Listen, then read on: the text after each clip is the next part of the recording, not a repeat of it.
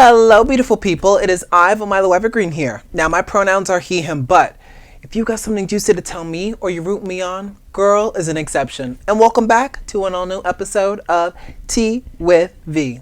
Let's get to it.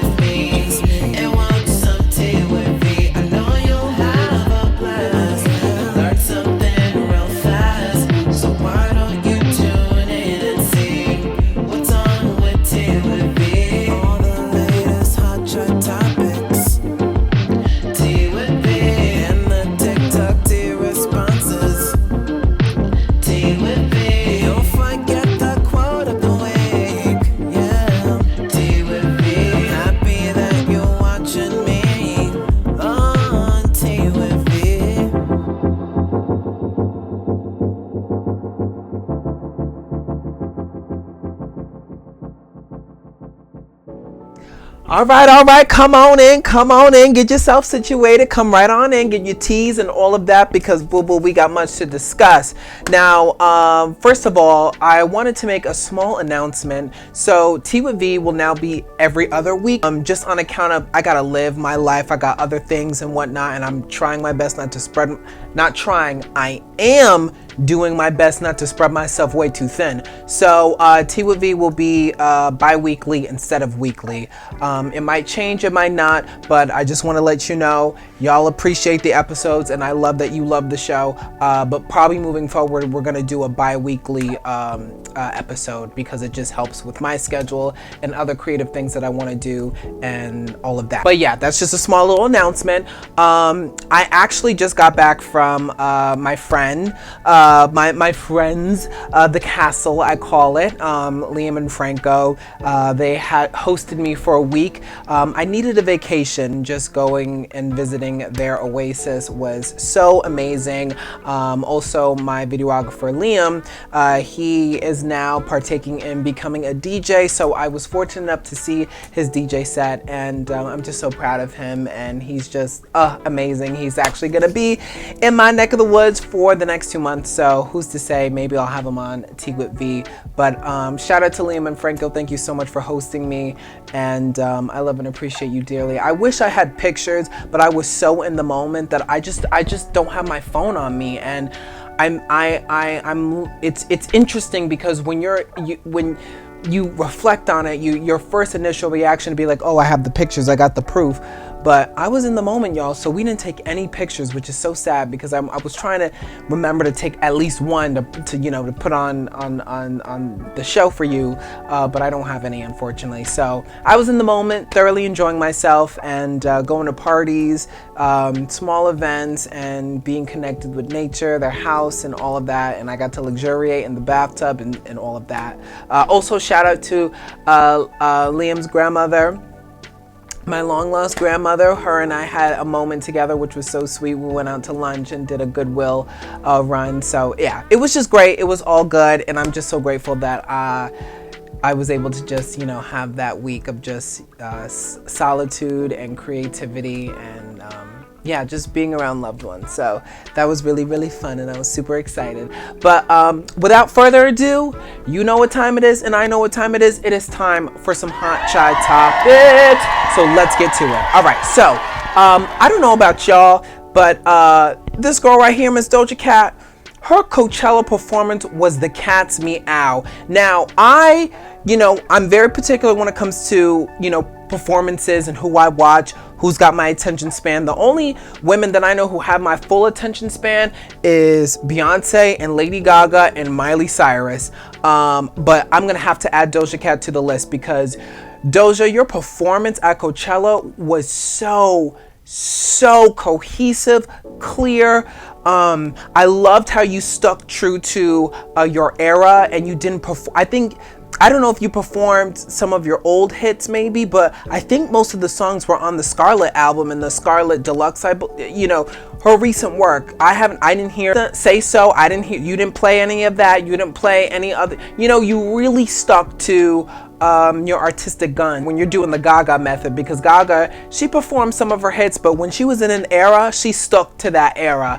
And I thought that was really, really dope of you, especially in a Coachella performance. You really did the damn thing. Like, Doja Cat is not just any other rapper. She's a rapper with a vision, and she's an artist through and through. And I really, really dig your concept and the way that you really presented yourself during this performance. And I watched the whole entire thing through and through, and I'm thoroughly impressed. Not that I doubted by any means, but you're gonna be coming on my radar. Oh, and Ariana Grande is another girl that I would watch a full concert and whatnot.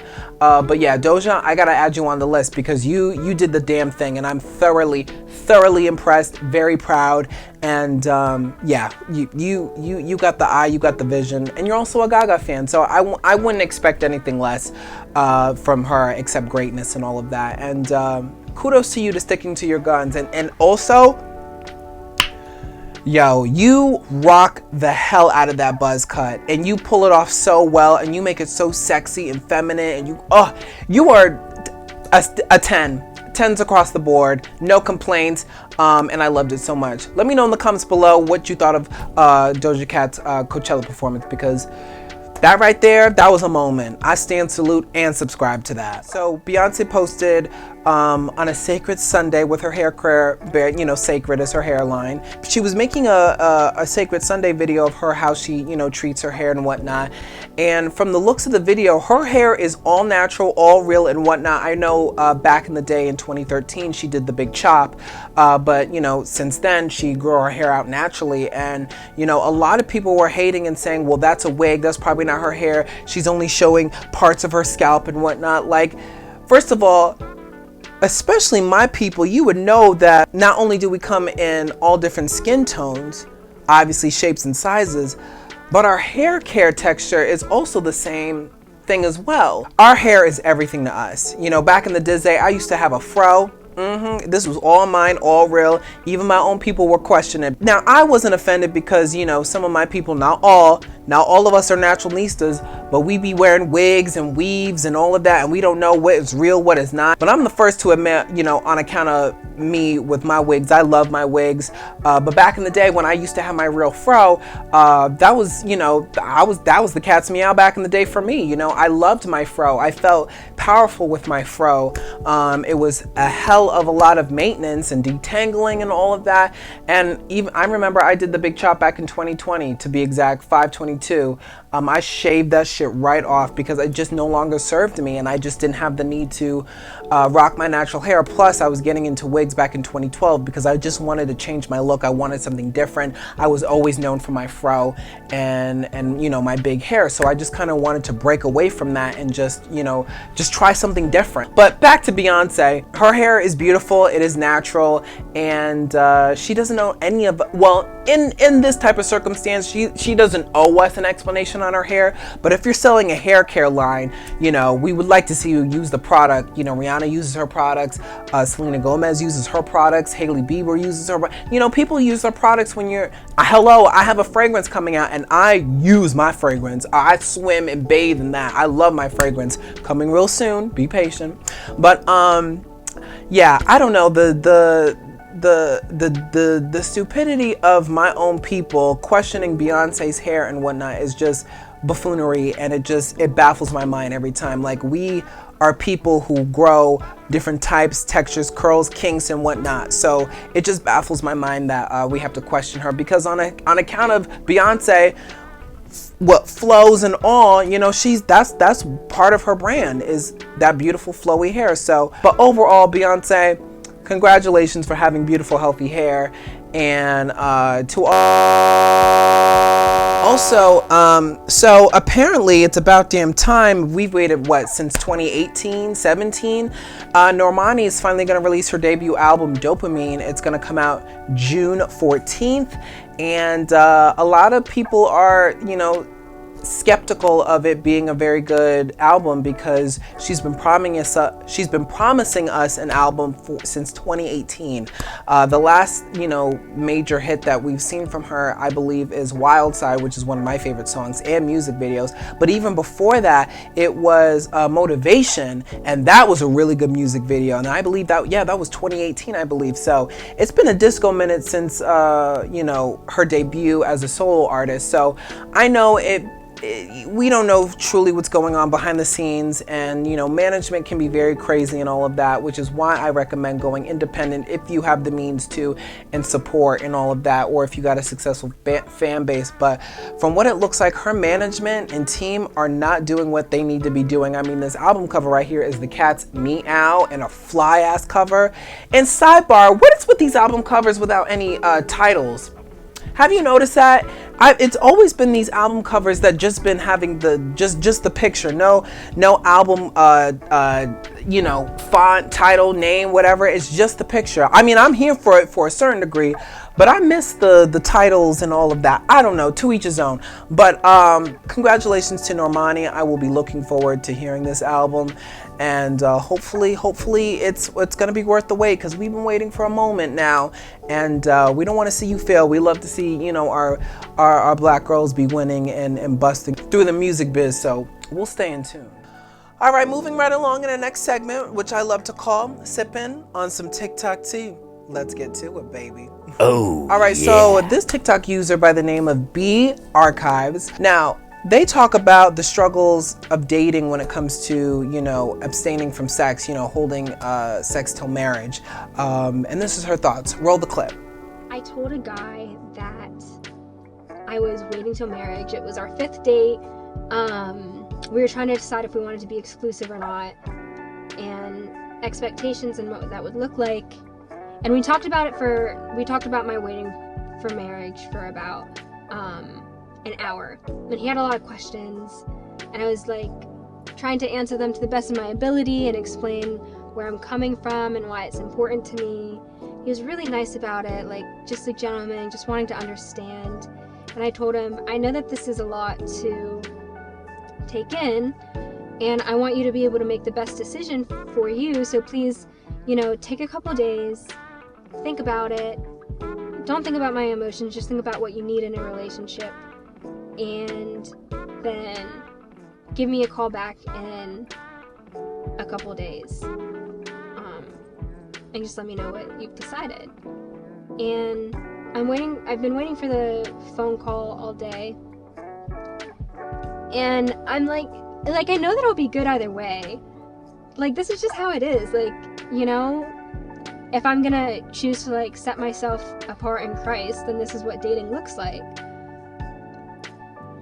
But it just feels kind of bad to be waiting for his phone call, waiting to see am I worth dating if I don't have sex? And I'm he hasn't called yet, and it's 8 p.m. And so I'm well, maybe he's not calling because he'll show up to my place with flowers and tell me that that's not why he was interested in me, and that he wants to be in a relationship with me either way, and that I'm worth it. But is that unrealistic? Wanting I don't know, I just wish that I was worth a big gesture, because right now I don't even know if I'm worth a phone call. And it hurts a little bit. But either way, I'll be fine. I feel for this woman in a lot of different ways because, it is hard to date nowadays, especially when there's so many options on the social medias and the apps and all of that dating can be very difficult. But when it comes to this girl in particular, I applaud her for one, being vulnerable about, her struggles, and two, owning up the fact that, she's still going to be okay if it's not going to work out. And I think it's so important, especially if you're this type of person who, is holding out on marriage. You got to have that conversation beforehand, before, it leads to anything, and where the other party, lies at the end of the day. And I think for her to do this is really, really dope, because ain't nothing wrong with just letting your cards out all out, hey, I'm a woman of God, and I thoroughly like you. I thoroughly am feeling the vibe and the chemistry. However, I gotta hold out, for marriage, and that's just my personal, preference. I'll give you a few business days to think about it. If you're down with it and you're willing to hold out for me, I so appreciate it, and I'm thoroughly looking forward to where it's going. If not, no hard feelings. And if you want to find somebody else and whatnot, by all means, I get it. But let me know in the comments below, what do you think? Do you think that, she's, uptight and whatnot and she needs to let loose? Or do you think that, it's dope of her to hold a boundary and stick to her core beliefs? I think it's fly. I personally think it's dope. And, if the brother's not feeling you, and if he's ghosting you, and if he's, you probably know your answer by then. Come on now, women, you got to listen to your women intuition.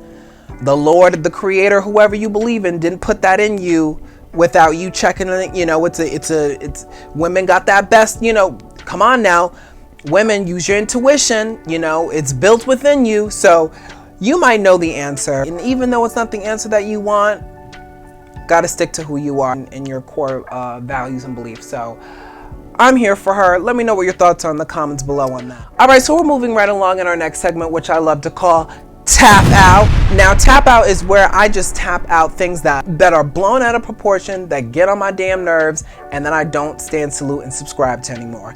All right, so you know me, I got my 2 tap outs. Of course, let me know what your tap outs are in the comments below. All right, my first tap out is people all up in your grill when you're standing in a line. Now, I was in some store not too long ago, and I had these people like stand so close to me, and I was just like, what is, like, and there was a decent line, but it was big enough where she could back up. So I obviously respectfully, it's not what you say, it's how you say it. Hey, excuse me, I'm so sorry, do you mind just backing up a little bit? There's no one behind you. And they were like, oh my goodness, my bad, and they casually back up, and they were joking. They were like, you just smell so good, we just had to be close. It was cute and whatnot. But ever since, have we lost that part of COVID? Like, I miss the personal space with COVID. Like, I don't miss, please COVID, I rebuke you in the name of Jesus, don't come back.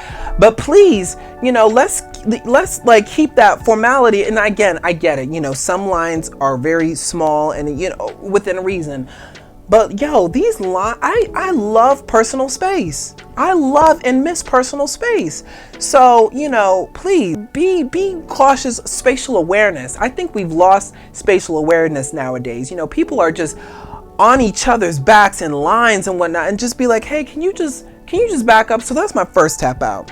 My second tap out is when you're, on the verge of paying and whatnot, you put your card in, this, then the third, and then it says, oh, is this the right amount? You know what I'm talking about. When you check out and whatnot, and it says, is this the right amount?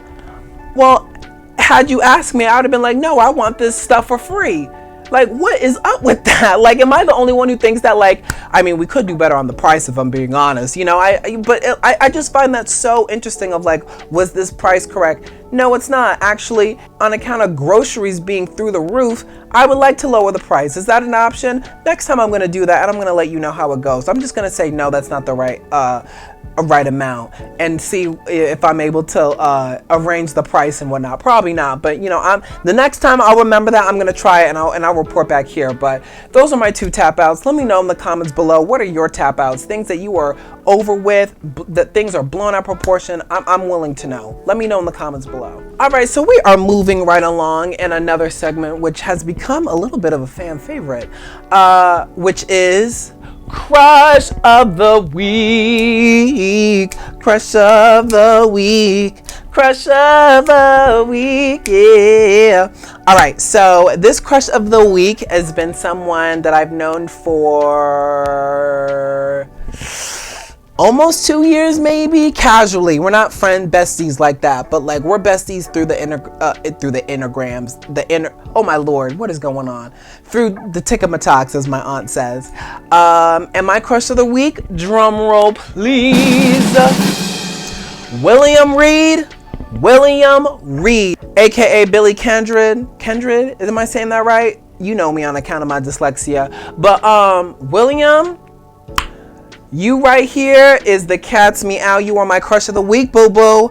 I've known you for, like I said, like almost 2 years, casually. We like each other's posts, we comment, we share the love, this, that, and the third. But you are my Crush of the Week, and I'm just sending you so much light, love, and positivity. I love you, and you gotta go follow this man right here, because he is not only funny, he's very open-minded, he's very sensual, he's very